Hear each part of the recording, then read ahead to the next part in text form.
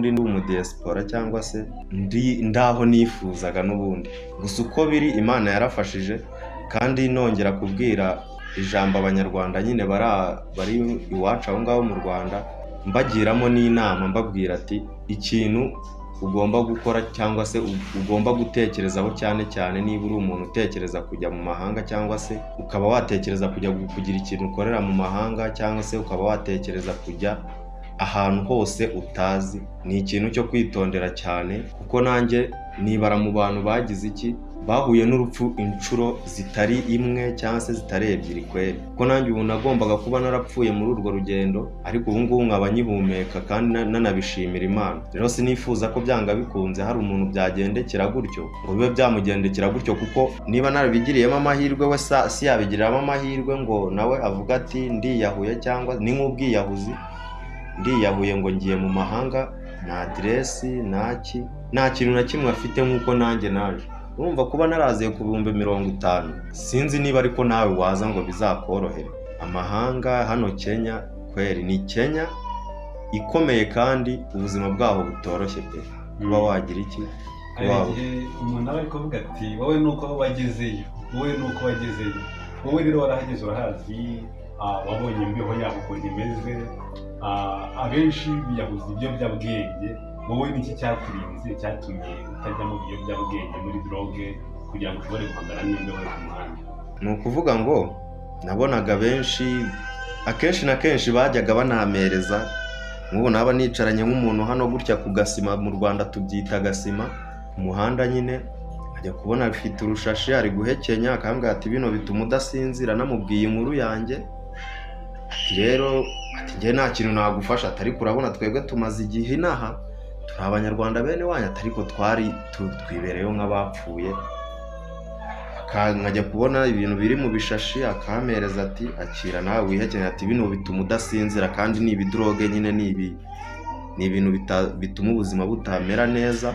Nanjye byanga bikunze nkaba nabitekerezaho nkavuga ati byanga bikunze ibi ngibi byamfasha kuba nagira iki, kuba nakontorora iminsi mibi yanjye, nkavuga ati iri joro ndarirara ngenda n'ubundi nabiriye, nkabitekerezaho. Ariko ikintu cyamfashije kuba nakwirinda nk'ibyo biyobyabwenge abantu binabakoresha bitari abanyakenya gusa n'abanyarwanda bahageze, ikintu cyamfashije njye nari mfite intego, kandi ibyo bintu ntabwo byari biri mu ntego yanjye, byo kuba nagera ahantu n'ibibazo nari mfite byo kuba ntacyo kurya mfite ngo njye kuba narohamo n'ibyo bintu. Yego ni iby'ubuntu, benshi bari bazi ko napfuye, si imiryango yanjye, sabo mu muryango gusa, n'abandi na sosiyete nabaga ndimo cyangwa se n'abandi bantu nabaga ngendana nabo cyangwa se nakoranaga nabo, bose byanga bikunze kuba wakubita ukwezi kwa mbere, ukwa kabiri, ukwa gatatu nta kintu uratekereza ku kintu cyerekeye iwanyu. Urumva abantu bambwiraga ko benshi bagiye ngo banakora ikiriyo byanga bikunze, bakavuga ati pasi yarapfuye nimukureho. Urumva na mama nawe ubwo yarambwiye ati pasi ngewe nari nzi ko ati narakuririye rwose, arambwira ati narakuririye ukimara kugenda, ati umaze amezi 3 utaravugisha abo mu rugo, ati narakuriye. Ndavuga ati se, ati byanga bikunze pasi yarapfuye, nta kuntu pasi yagira iki yagera ahantu ngabe yararokotse aba atahamagara umuryango, ariko byanga bikunze uyu mubona niwe. Reka tuvuge ko ari we, hanyuma umuntu aguhitishijemo kano kanya rero umaze kuzuka nyine urupfu ruraguhushije, ubu kano kanya amahitamo, ubu urifuza gusubira mu Rwanda cyangwa uzakomeza ube muri Kenya? Ubu muri aka kanya ubuzima bwanjye bwakomereye muri Kenya, aka kariho bwongera bukanahorohera nyine. Urumva ni ibintu nyine ngomba kuba nagira iki nashyiramo imbaraga, nkavuga ati Imana yarandokoye, icyatumye ndokora si ugukora nabi, si ukugira iki, ahubwo njye ni kuba nakomereza n'ubundi ku ntego yanjye, kuko Imana yaramfashije kuba nari mfite intego yo kuba nagera muri icyo gihugu Kenya, nkaba naraharokokeye. Urumva ubuzima bwanjye bwiza pana bubi bwabera hano muri Kenya, icyo ari cyo cyose nyine. Ntabwo uteganya gusubira inyuma ntabwo byashoboka, kuko iyo nza kuba nteganya gusubira inyuma mba n'ubundi nk'uko niyumvishaga ko ngomba gushyira nimero kuri fone y'umuntu nkabwira abo mu Rwanda ko byanze bamereza itike nahe. Ibintu byo kubaho ngeze Nairobi ni ibintu natiyumvishaga, kuko byanga bikunze no kuba naramenye ko wenda ngeze Nairobi numvaga byanga bikunze ikinuza intego nari mfite ibaye succeeded furu ko nyigezeho byanga bikunze niyo naravuga ati n'ubundi niyo nagwa hano cyangwa se nkaba napfa ariko byanga bikunze ikirenge cyanjye gikandagiye ahantu nashakaga. Kenya itandukanye n'u Rwanda cyane. Ahantu mbona ko Kenya itandukaniye n'u Rwanda cyangwa se amahanga byanga bikunze na kiriya gihugu cyacu nyine kavukire cy'u Rwanda, kuba wavuga ati mvuye mu Rwanda ngiye aha n'aha na aderesi cyangwa se na location y'ahantu uvuga ati ndagiye, ni ibintu bitapfa kukorohera kuba wagira iki, kuba wamenya location wageze muri icyo gihugu nyine tu. Nta hantu ubona hateye ukwaho nyine si kimwe no mu Rwanda. Mu Rwanda ni ahantu ushobora kubaza ukavuga ati aha n'aha harahari, ariko hano ahangaha Kenya Nairobi byonyine no kuba warangisha umuntu cyangwa se ukaba wamubaza ahangaha ndi hitwa gutya, arakubwira ati zana amafaranga ni ari 20 cyangwa se ni ari 50 ukayatanga akakubwira ati hitwa gutya. Ariko mu Rwanda umuntu arakubwira ati aha hantu ugeze si hitwa gutya. Hari abandi bantu nkawe bari mu Rwanda biyumvisha ko kujya imahanga ubuzima aho buhinga. Waba uri muri abo bantu nawe wiyumvisha ko Nairobi wenda ari nka paradizo wabyumva?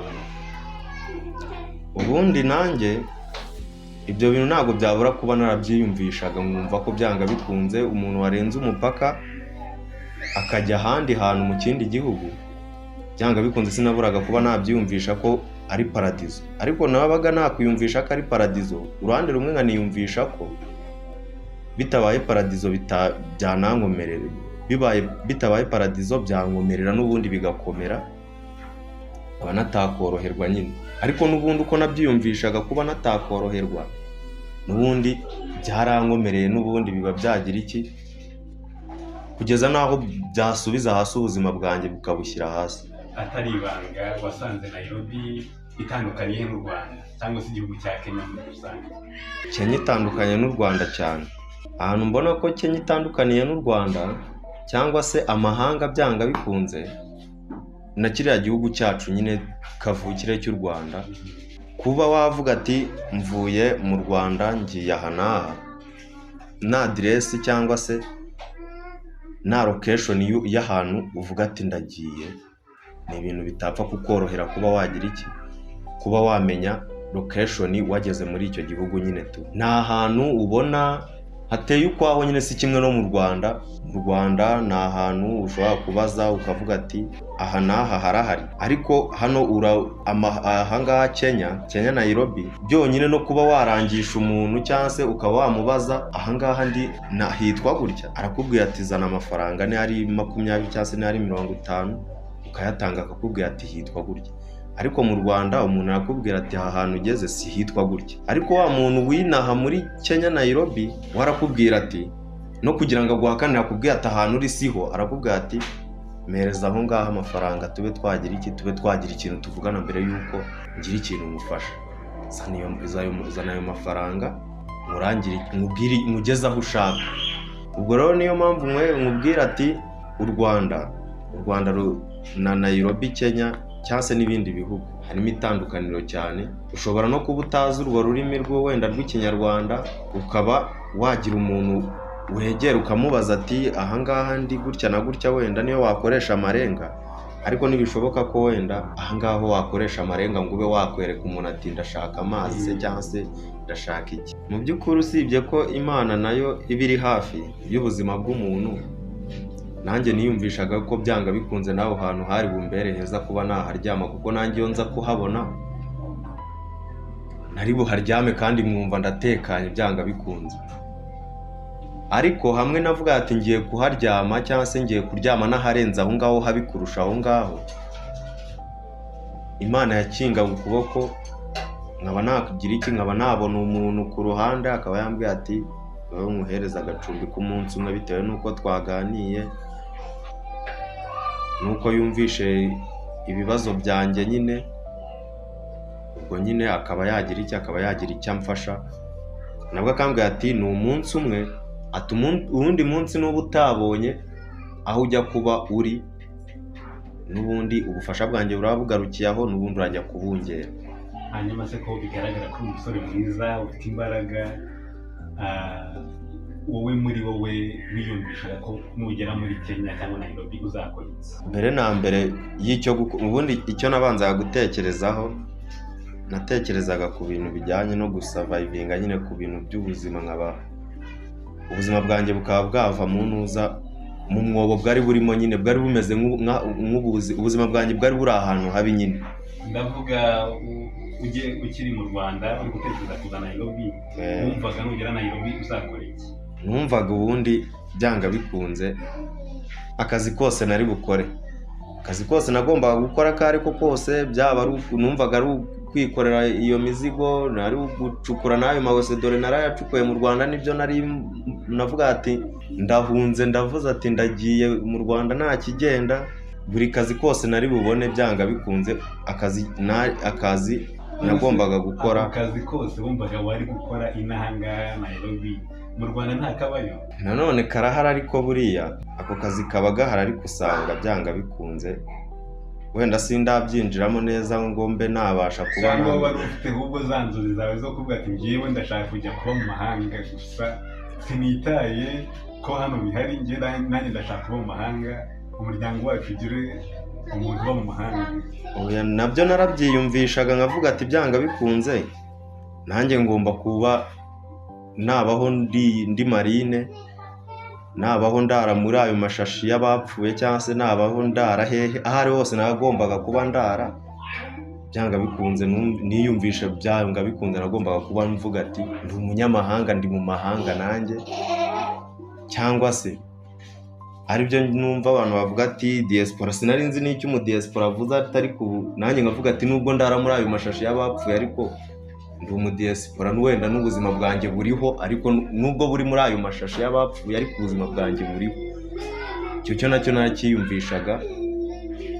Gusa ku byo gukora byo ni byinshi nagombaga kuba nakora, ariko ndetse bisa n'ibyo mu Rwanda, ariko nyine nabyo ni amahirwe nagombaga kuba nabigiramo bitewe n'uko nari naje. Urumva ni ibintu bitari bunyorohere cyane. Umaze kuba umudiyasipora rero, n'ubu ngubu uri umudiyasipora, wowe n'icyo wabwira abantu bari mu Rwanda ko uri umudiyasipora ubu ngubu, ni iyihe nama wabagira abantu bifuza kuza muri Kenya Nairobi? Murakoze. Ubwo ni ukuvuga ngo muri aka kanya sindabyemera ko n'ubundi, na n'ubu sindabyemera ko n'ubundi ndi umudiyasipora, cyangwa se ndaho nifuzaga n'ubundi.